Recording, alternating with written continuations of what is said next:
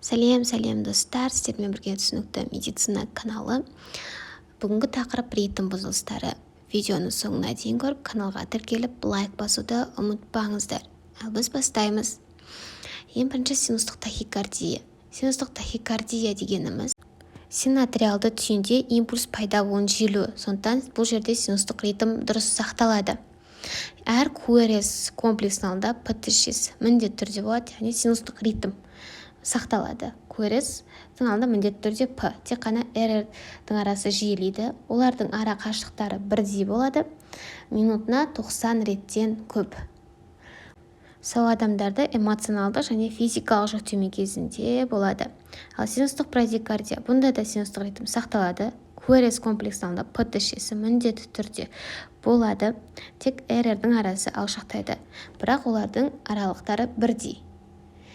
Жүректің соғыс жиілігі минутына 59 бенен 40-тың аралығында. Синустық брадикардия бұл фармакологиялық қандай да бір препараттарды қабылдаған кезде кездесіп жатады. Енді жүрекше тыпыры бұл жүректің дұрыс ырғақпен, өте жиілікпен және диастолық үзілісі жиырылуы.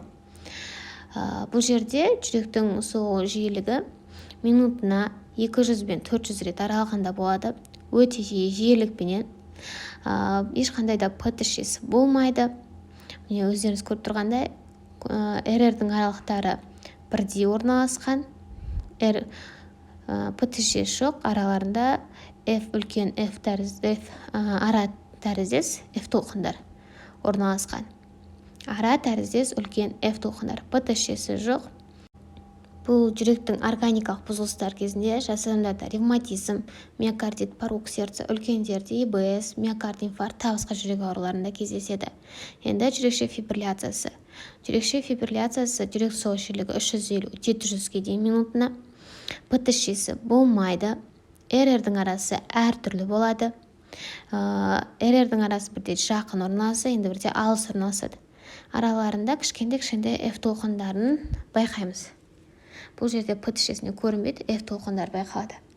Көбінесе бұл фибрилляция ауыр кардиосклероз кезінде, тиреотоксикоз, митральды стенозда кездеседі. Енді қарынша тыпыры.